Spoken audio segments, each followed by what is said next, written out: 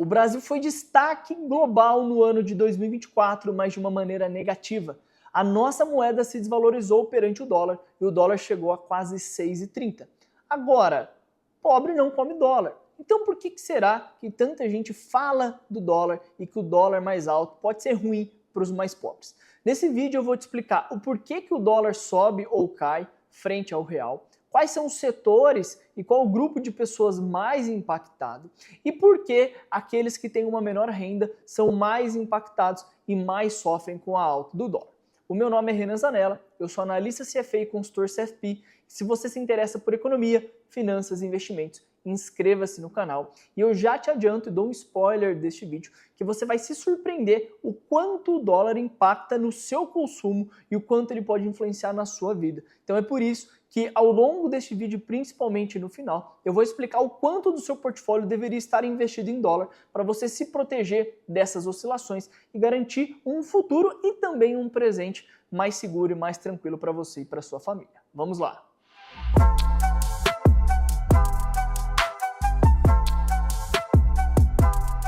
Antes de mais nada, eu quero te explicar o que faz o dólar subir ou cair, e aqui eu não tenho a menor pretensão de tentar prever para onde o dólar vai. Todo mundo que faz isso acaba errando. É importante você saber que prever para onde o câmbio vai, ou seja, a relação entre duas moedas, é uma das atividades mais difíceis, se não impossível. Então, não é essa a proposta. Agora, eu quero te explicar o porquê que o dólar oscila em relação ao real, ou melhor, porquê que o real oscila em relação ao dólar, já que o dólar é a moeda de reserva global e é a moeda mais importante no sistema financeiro. Então, na verdade, o dólar não oscila, o dólar é estável, o que muda é o preço da nossa moeda em relação ao dólar. Existem muitas variáveis que de alguma forma explicam o porquê o real se valoriza ou se desvaloriza perante ao dólar. Mas o mais importante é você separá-las entre as métricas que são de fundamento e as métricas que são de fluxo. De forma bem resumida, eu separei 3 fatores aqui para a gente entender. O primeiro deles é a instabilidade política e econômica no Brasil. Sempre que a gente tem um cenário político que é mais turbulento ou mais frágil, isso traz mais incerteza para o investidor. E como o real é uma moeda muito insignificante e muito pequena e realmente pouco relevante no sistema financeiro global, os investidores acabam correndo para aquela moeda que é mais segura, para aquela moeda que é mais estável, que é o dólar. Então, quanto mais incerto for o cenário doméstico e quanto mais problemas domésticos nós tivermos, mais o dólar vai se fortalecer frente ao real. Então é importante você saber que o que dita a oscilação do câmbio tem a ver tanto com fatores domésticos, mas também com fatores externos. Isso porque o segundo fator que a gente poderia levar em consideração é a taxa de juros americana. Você precisa entender que nós temos uma quantidade de dinheiro que circula na economia e dinheiro que está aplicado em ativos financeiros e os investidores estão buscando um lugar que traga mais retorno e que também tenha mais segurança. Então, quando a economia americana sobe a taxa de juros, que foi o que a gente viu no ano passado e mesmo no ano de 2024, quando o Fed reduziu a taxa de juros, mas a taxa longa começou a subir, isso significa que os investidores, aquelas famílias mais ricas, mais abastadas, os gestores de fundos, os gestores de family offices, eles vão buscar aplicar esse recurso num lugar mais seguro que traga mais rendimento. E os Estados Unidos se tornou esse lugar com taxas mais altas. Então, a taxa de juros americana, ela é o custo de oportunidade, ela é o parâmetro de comparação para qualquer aplicação. Então, quando você tem taxas mais altas nos Estados Unidos, isso leva geralmente a um fluxo mais forte para os Estados Unidos. E nesse ano que acabou de passar de 2024, as taxas de 10 anos dos títulos do Tesouro Americano passaram de 4,5%. As taxas de 30 anos chegaram a quase 5%. E as taxas reais, que são aquelas acima da inflação, que nós olhamos através dos TIPS, que são os títulos atrelados à inflação, superaram 2%. Então, se não bastasse os problemas domésticos do Brasil, a taxa dos Estados Unidos subiu e isso também leva a um fluxo maior para lá. Isso também leva o dólar a se fortalecer. Tanto é verdade que o real ele teve um desempenho péssimo em todo o mundo comparado a outras moedas, mas também o dólar se fortaleceu perante outras moedas. Então, mesmo num cenário que tivesse sido melhor domesticamente do ponto de vista brasileiro, ainda assim é bem plausível que o dólar teria se valorizado, porque foi algo externo que também aconteceu. Essa alta do dólar, ela vai impactar a economia e os cidadãos de forma diferente. Então, a primeira coisa é a gente entender que até 10% do PIB está indexado ao dólar através das importações, como você consegue ver nesse gráfico.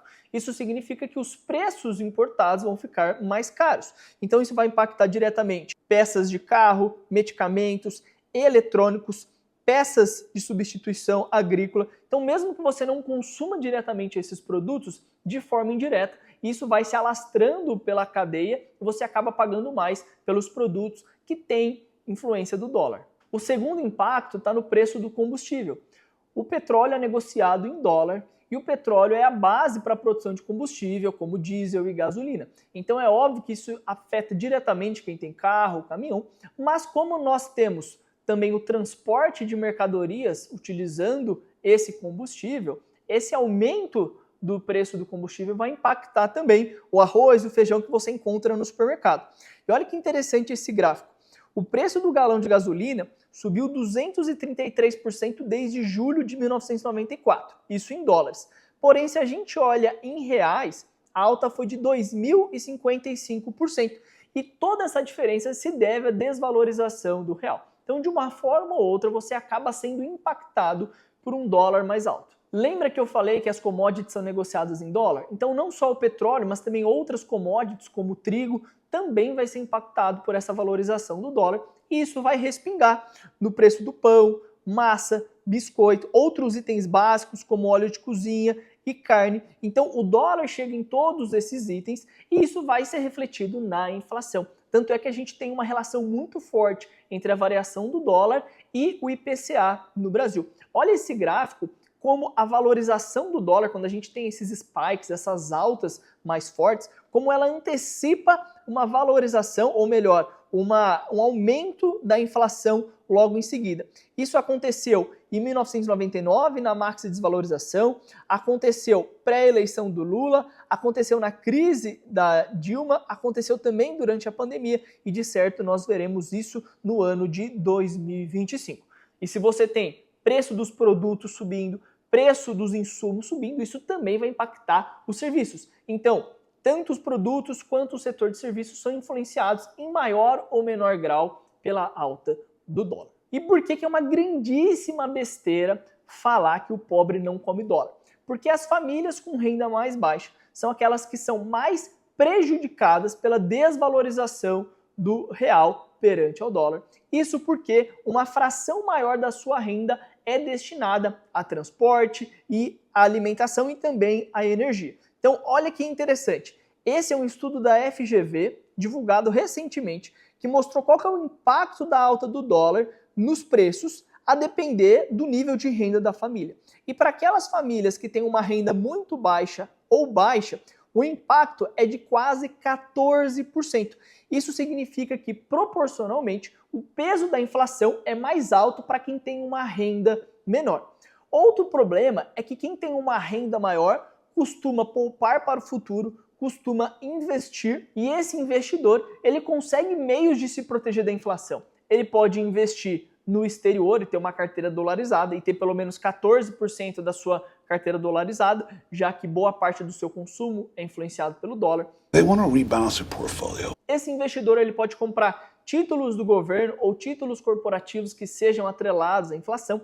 E também é verdade que geralmente quem tem mais capital vai ter uma assessoria melhor, vai ter profissionais mais bem capacitados, consultores, advogados, tributaristas, pessoas que possam orientá-lo de forma a proteger o seu patrimônio e proteger a sua renda. Então, quanto mais inflação a gente tem, quem mais sofre são aquelas pessoas que têm uma renda menor. Por isso que políticas governamentais que têm um discurso, uma narrativa que visa defender o pobre, mas no final do dia acarretem mais inflação, como é essa que a gente está vendo agora, na verdade diz uma coisa e faz outra, porque está prejudicando justamente quem tem menos capital. A conclusão é que a alta do dólar vai impactar todos os brasileiros, mas principalmente aqueles que têm uma renda menor. Por isso que é um grande erro dizer que pobre não come dólar, ainda que ele não viaje para o exterior, ainda que ele não compre dólar em espécie, direta e indiretamente através da sua alimentação, do preço da energia, do transporte. O pobre vai acabar sofrendo com a desvalorização da nossa moeda. E se você gostou desse vídeo, eu te peço para compartilhá-lo, deixar o seu like e mandar para outras pessoas, porque é importantíssimo que a sociedade tenha consciência do papel da moeda e do dólar e o quanto que ela nos influencia, para que a gente possa cobrar os nossos políticos, independentemente se são de direita, se são de esquerda, se você é alinhado mais com um espectro do que com o outro. A gente precisa cobrar os políticos para que eles tomem as decisões corretas, não atrapalhem o livre mercado e dessa forma a gente possa ter uma moeda mais forte e com isso você, brasileiro, vai conseguir construir patrimônio, vai conseguir ter mais dignidade na sua vida financeira. Até a próxima!